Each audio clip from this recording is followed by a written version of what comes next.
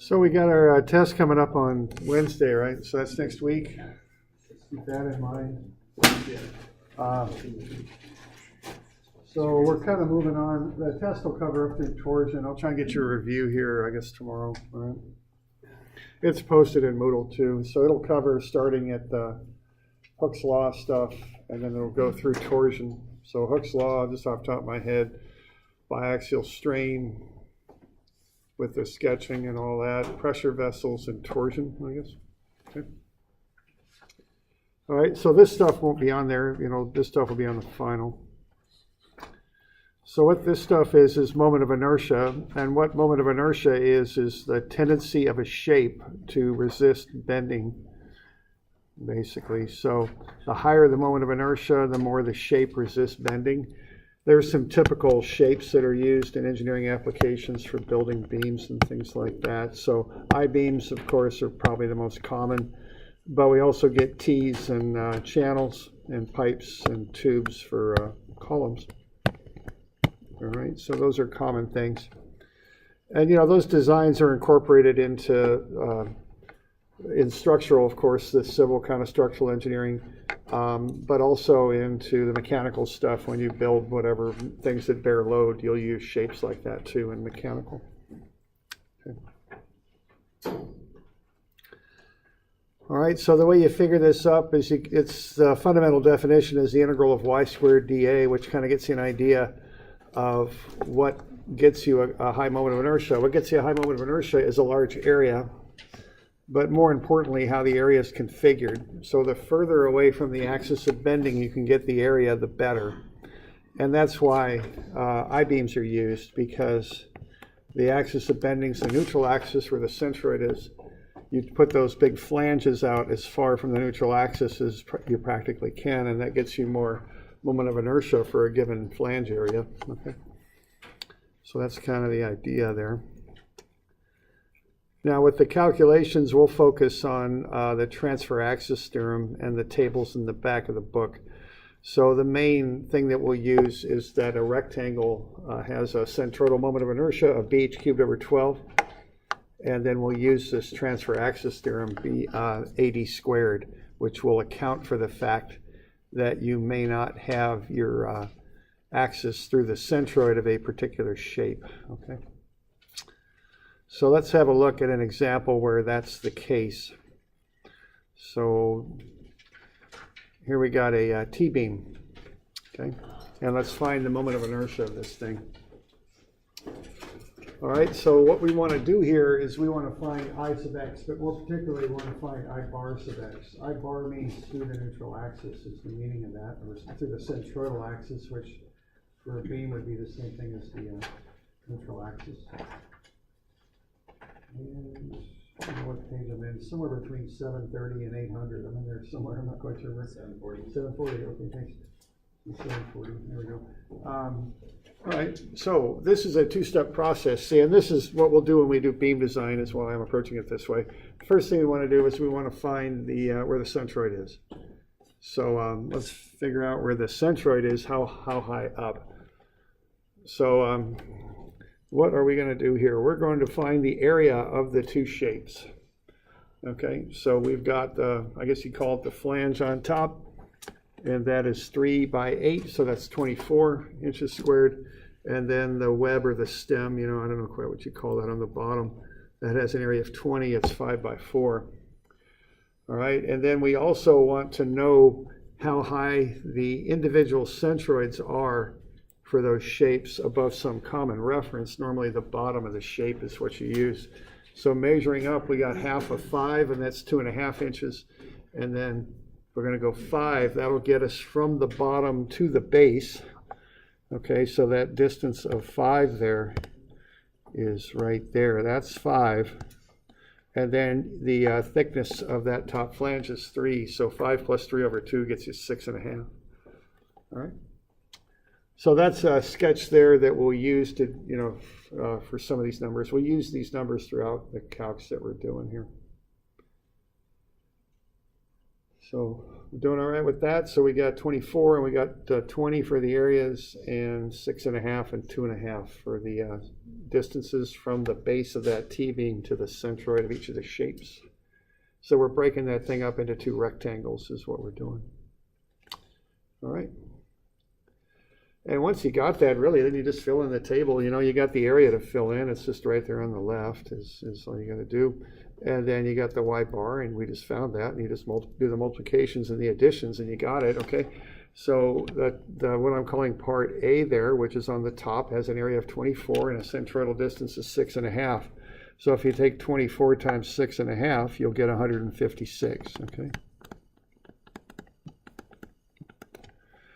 And that's the flange.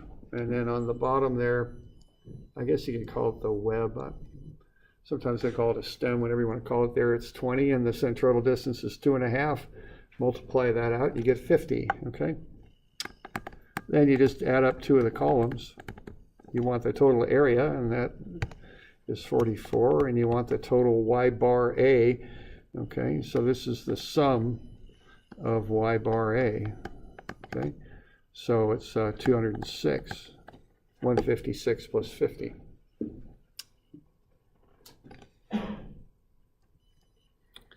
Okay. So total area is 44. Total of Y bar A is 206. You divide 206 by 44. You get the centroid. That's 4.68. It's always good to kind of look at it and give it the old does this make sense kind of common sense test. And yeah, that looks to be about the middle of the thing. Right there, okay, that looks about right. So that's where the neutral axis is. Okay, so we find it on the cross section of the beam, and really, though, we kind of apply it, so to speak, along the length of the beam, because what we have here is this T-beam that does something like that.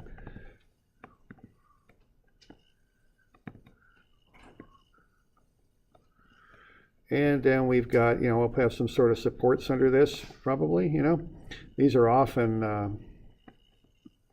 what these things often are, the kind of the lip of an L-beam. You often lay these things across L-beams. And so you got those supports in there, and you're going to load this thing up, like so. And what it's going to do is it's going to bend, okay? And that's going to be really tough for me to bend each one of these lines and make it look like anything worth looking at, but it'll be something like that, more or less. Kind of, sort of, maybe. I don't know. All right, so something like that. And when it does, everything above that a line, think of taking a can of spray paint and spray painting a line down that stem there at that neutral axis level, 4.68 inches from the bottom. And everything above that line is going to be in compression. And everything below the line will be in tension, okay? That's what's going on with this. And this is kind of something we need to know so that we can design this thing, okay? This is an intermediate step so we can go through the design on the beam, okay? But the important thing to know about that neutral axis there is you find it on the cross section, but it is kind of applied along the length of the beam. And then one side of it is all tension and one side of it is all compression. Which side is which depends on how it's loaded. Okay. All right. So now what we want to do is we want to find the moment of inertia of that beam. And again, we're going to work with the cross section using the neutral axis. So that's what we're going to do next here. Okay. So what we're going to do is fill out that bottom table. We want I sub x. Now that's for a rectangle, all right? So we're just going to use a basic rectangular shape, and if you look at the back of your formula sheet, you'll see that if you find the moment of inertia of a rectangle through its centroid, it's bh cubed over 12, okay? So that's what I'm doing right there, is I'm taking the base of that flange, which is 8, the height is 3, so 8 times 3 cubed over 12 gets you 18. So that's the moment of inertia of the beam, of the flange of the beam, okay? But we have to account for the fact that we're not taking the moment of inertia about the centroid of that rectangle. We're taking it down at the neutral axis, okay? And the centroid of that rectangle is 6.5 above the base, but the neutral axis is 4.68. So the offset distance that we want here for our transfer axis theorem is the difference. It's 1.82. So to get from the neutral axis that we just found up to the centroid of the flange, we got to go 1.82 inches. Okay. So to find the moment of inertia of that top rectangle for the flange about the neutral axis, we got to go the BH cubed over 12, the 18 plus the area 24 times that 1.82 distance squared. Okay, so that's going to be 24 plus 79.34, which is 97.34. So that's basically how you do that.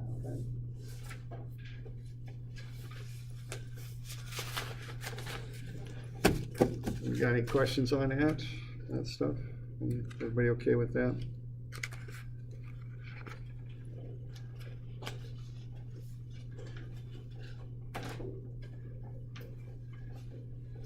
All right. Why don't you do it for the stem then? Okay. Once you find the moment of inertia, that stem about the neutral axis. That's part B.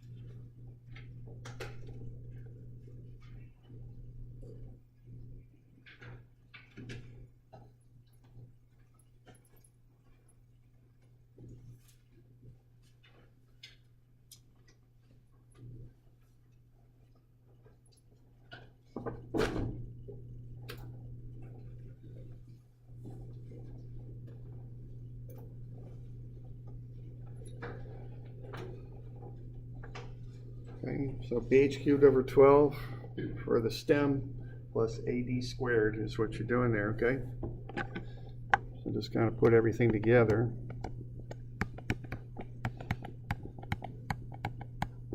Like that.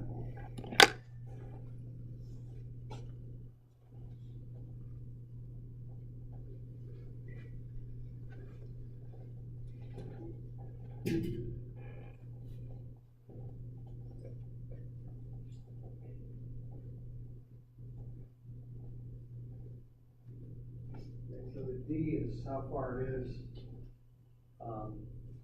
from the neutral axis to the centroid of the piece there. Often though, people get a little sloppy, they don't bother with the sign because they're going to square it D anyway, so the sign goes away.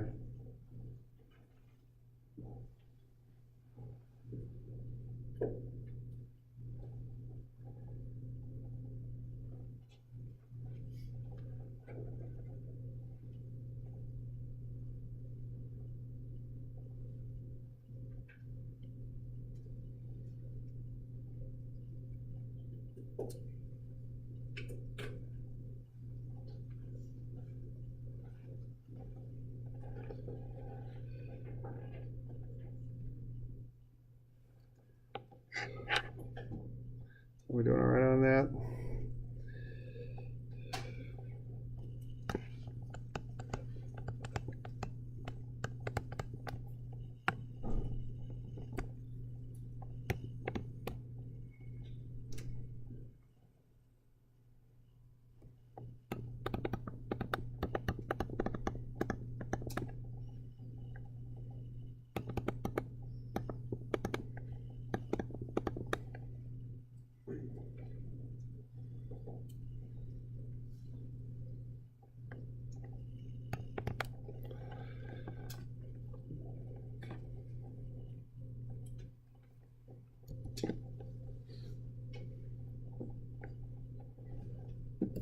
That second one I got about 136 and some odd.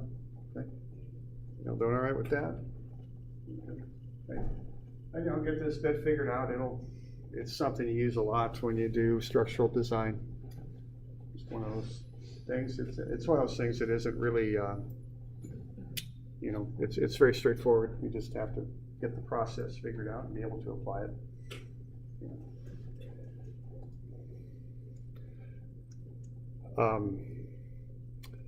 In industry, most of the stuff you're going to deal with are rectangles.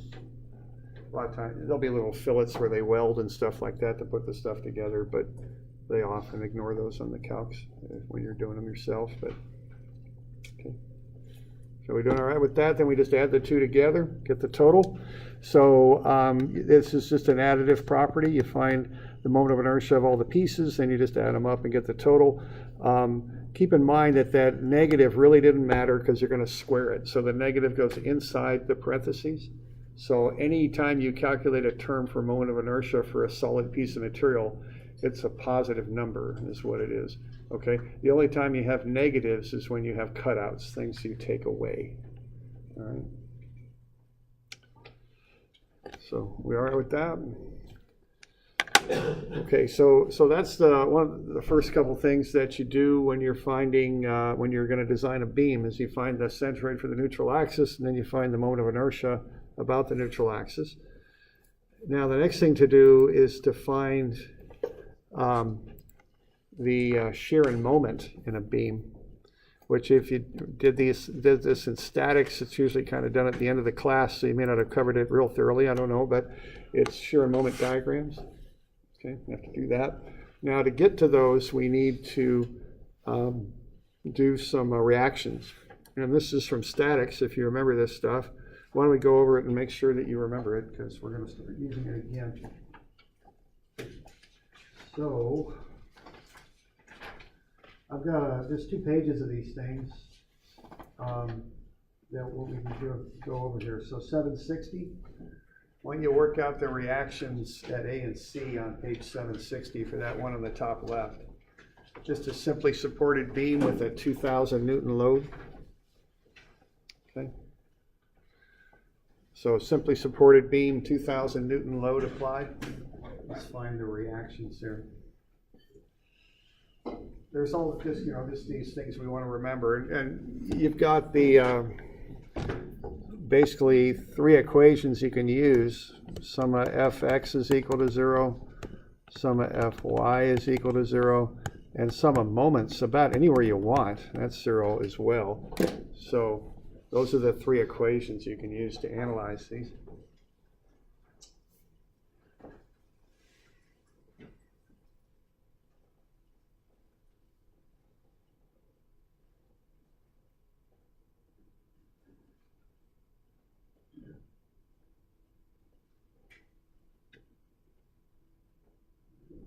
So the general thing on this is turn the diagram into a free body diagram. Or take the sketch and turn it into a free body diagram.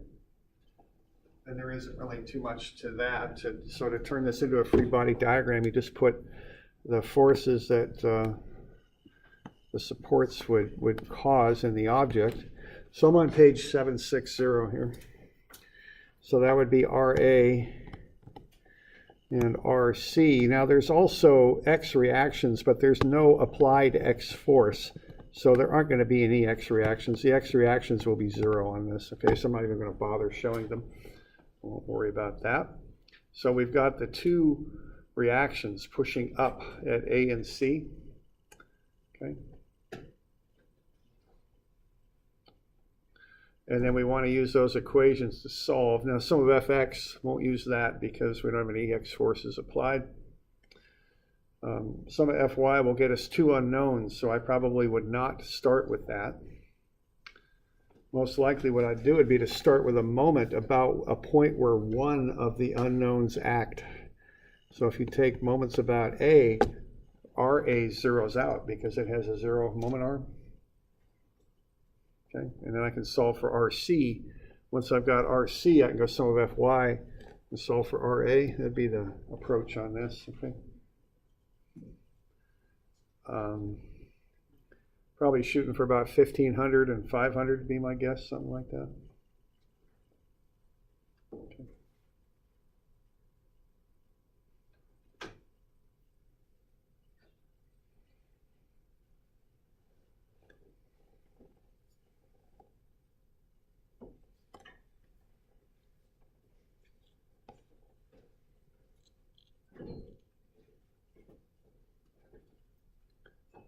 So remember to include the moment arm when you do the moments.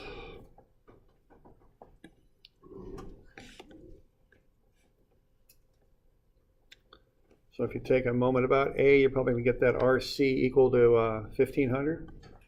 And then a sum of Fy will get you RA at 500. We all right with that? Okay.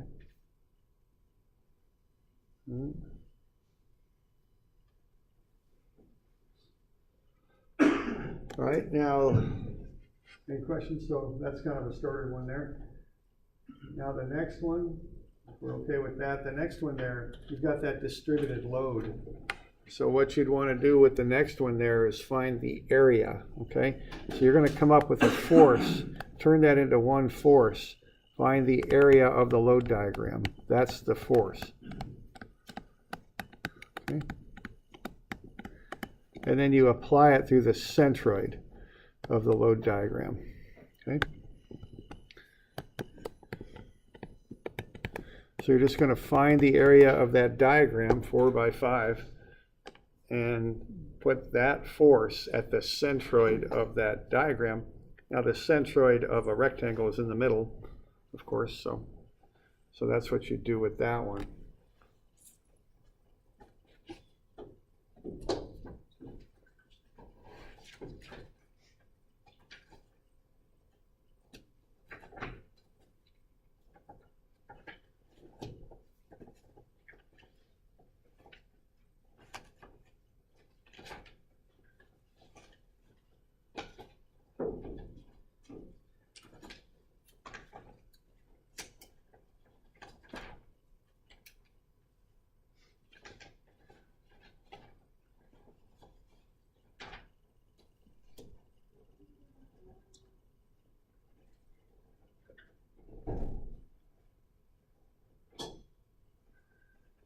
I think you ought to be getting about 16 and 8 from that one.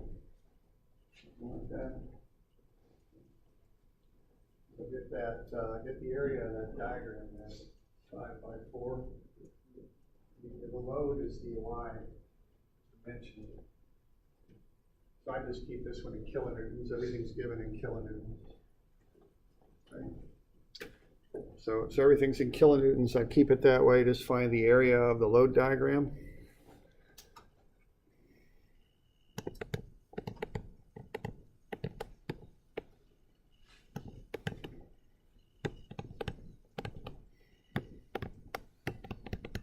So that's 20 kilonewtons. Okay. Pushing down. And then it's a rectangle, so the centroid, which is the center, is 2 meters over. Okay. And then you just do the moments there. Probably take a moment about A. That'll get you the reaction in D. And then a sum of Fy will get you the force at A. So that's how I would go about doing that.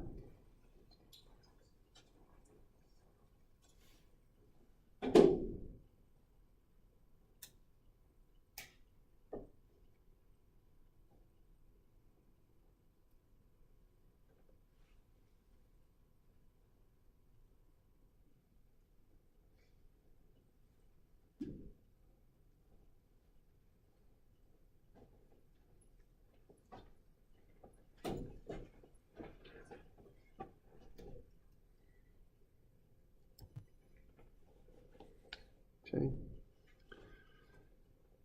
So 20 by 2 minus 4 by 6.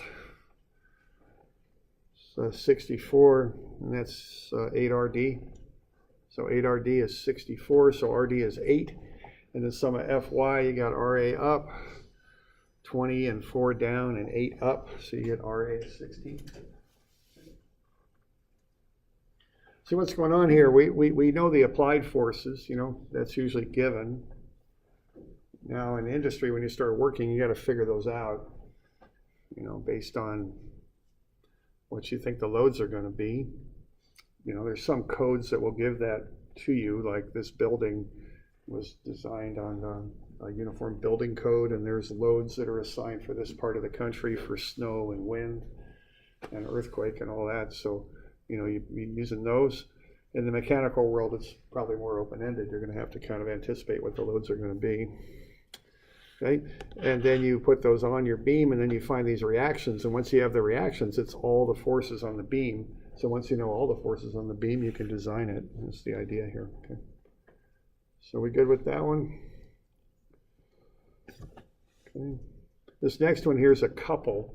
Now what a couple is a moment. Now these things are a little funny in how they're applied.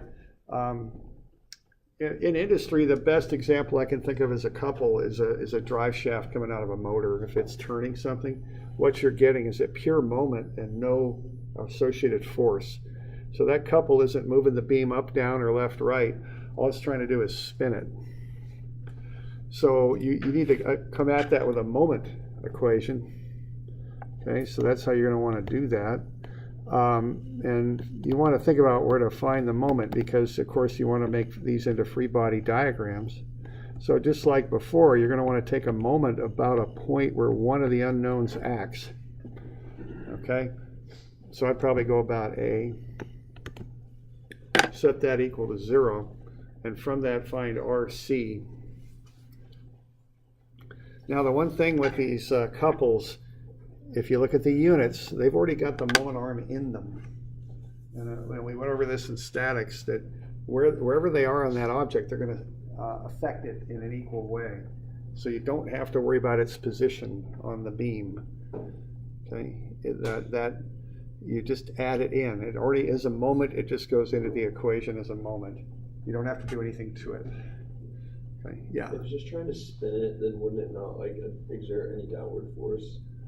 Right, it's not pushing the beam down, but it's rotating the beam. Okay. And so that's slamming it down on C. Down on C. So C is going to have to push back up. So I don't know, maybe does that answer your question? Right?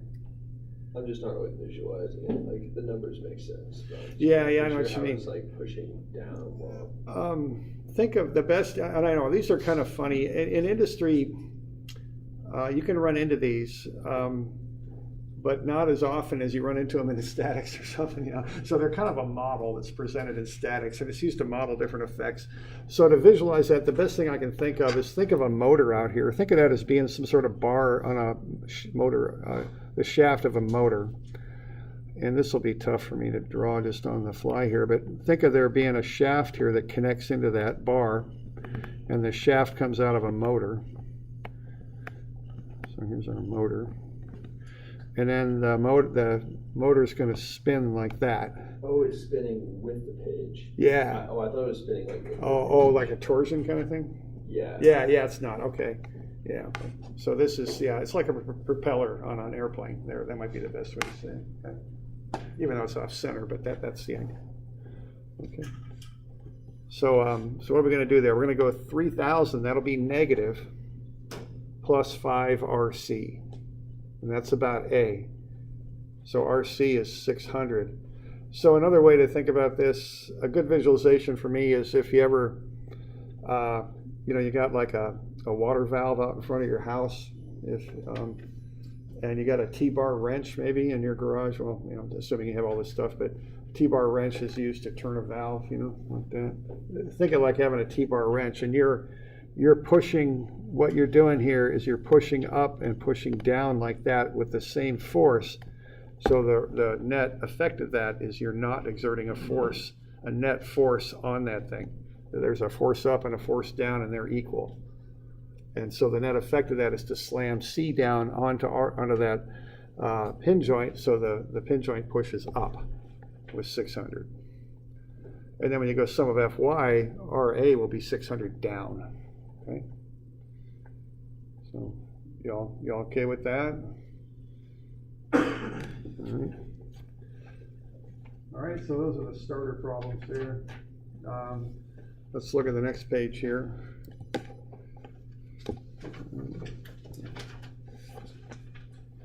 Now what we got here is we have a cantilever, okay?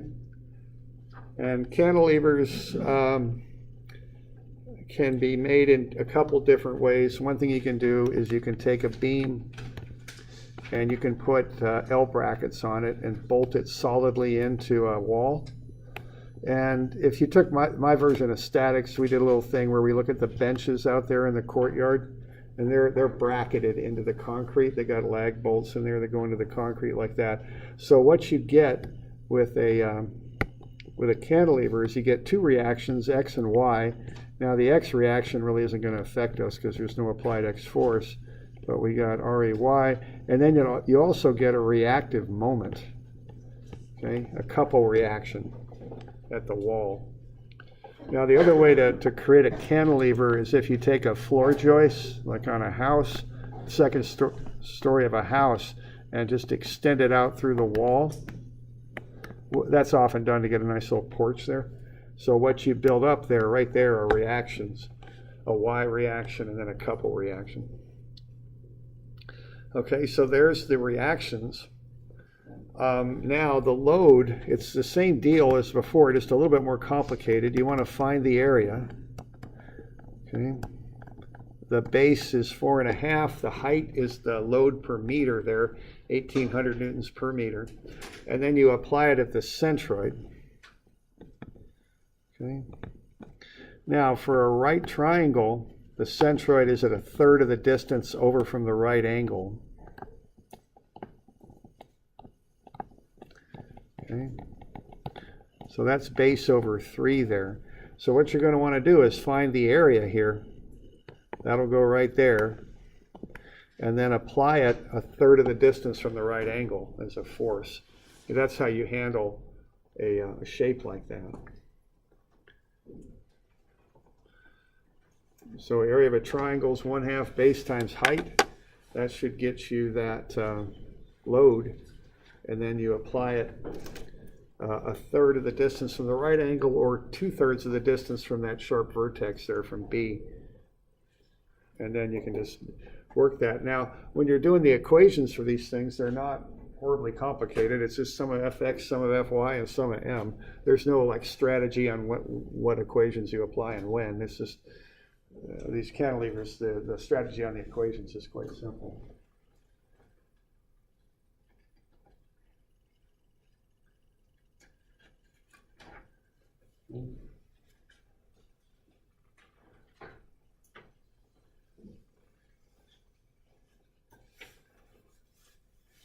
So what you're going to find there is the reactive moment, which is a couple. It's going to be about 20,250, and then the force is 4,050.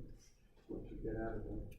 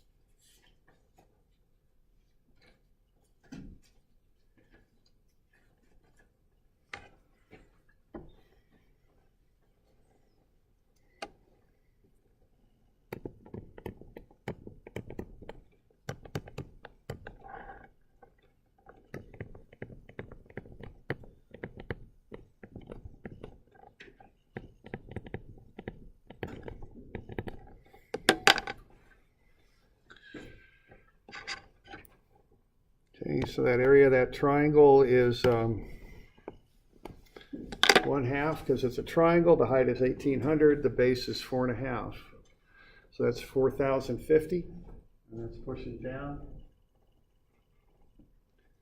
Okay. We okay with that? And then it's just sum of fx, which is all 0. So there's no x reaction. Sum of fy. And then sum of moments about A. That'll get you the reactive moment at A.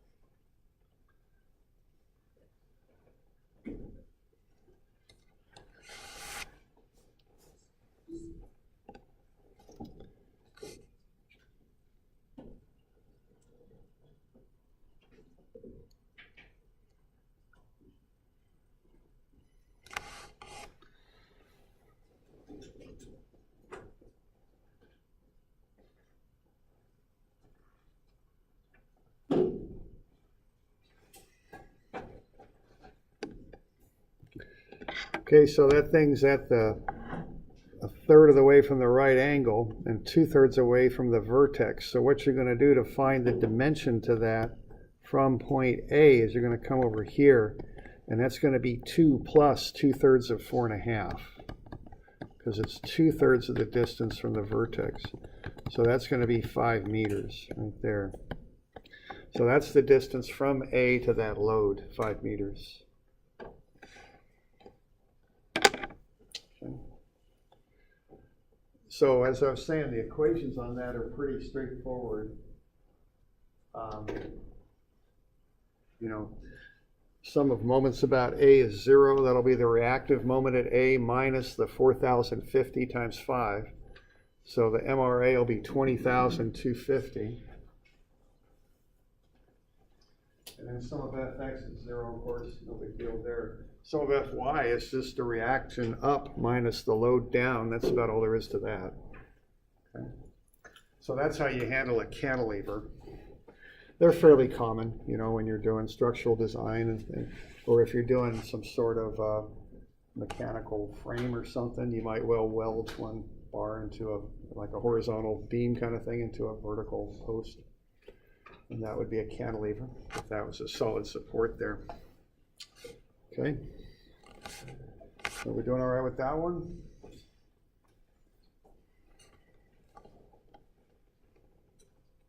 Good.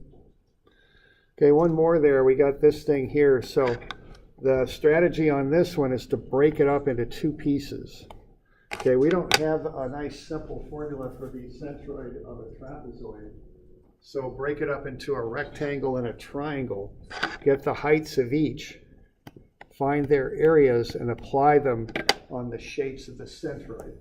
So you're going to want the area of the triangle applied at the centroid of a triangle, and the area of a rectangle applied at the centroid of the rectangle. Okay. So that's the main thing of that, is get that thing broken up.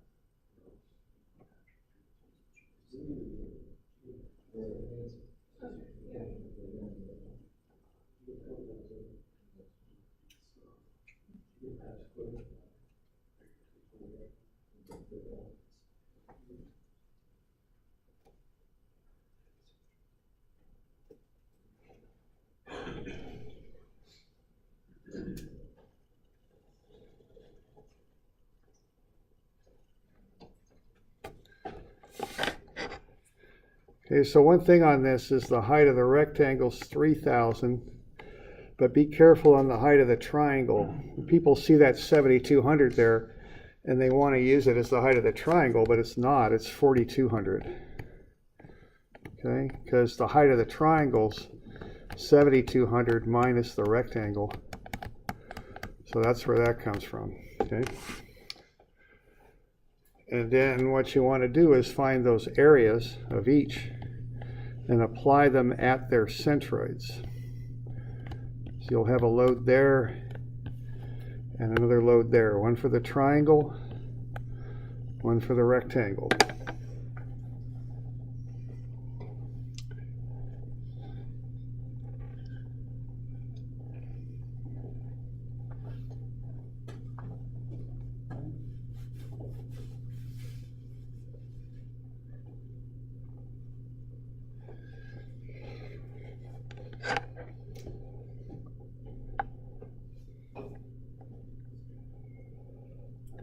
So what do we got there? We got 9,000, 3,000 newtons per meter by 3 meters. And then what do we got for the other? Is it 6,300?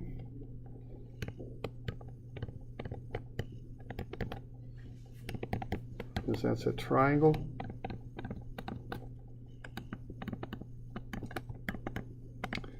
You all right with that? We want some distances there because probably what we're going to do is take moments about A. All right, so that's looking like half of 3 for the, or excuse me, a third of 3 for that triangle gets me a meter, and half of 3 gets me 1.5 meters. Okay. So you kind of break it down. When you got those distributed loads, you break them down into forces, then go from forces to do the moment equations. It's more straightforward if you just kind of break them down first, okay?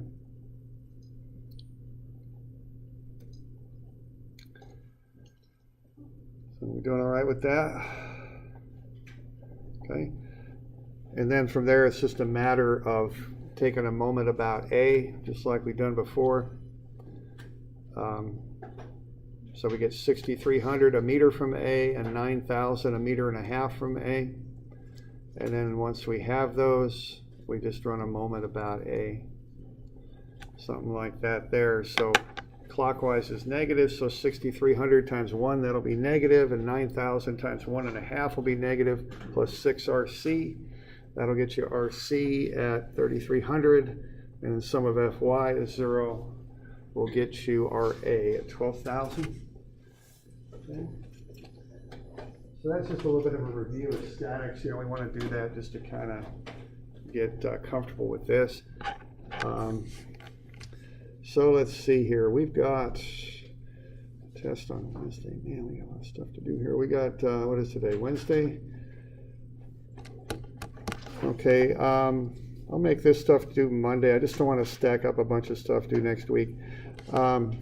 So 322 and 323, those are moment of inertia problems.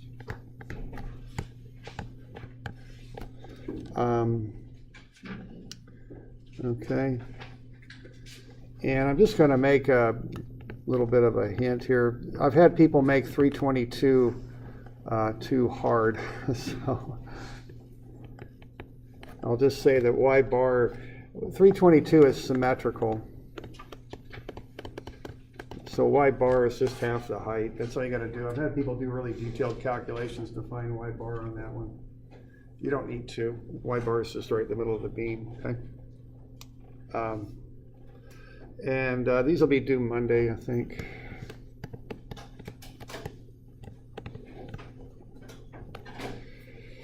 And that's the 20th. Okay. All right, so there we go.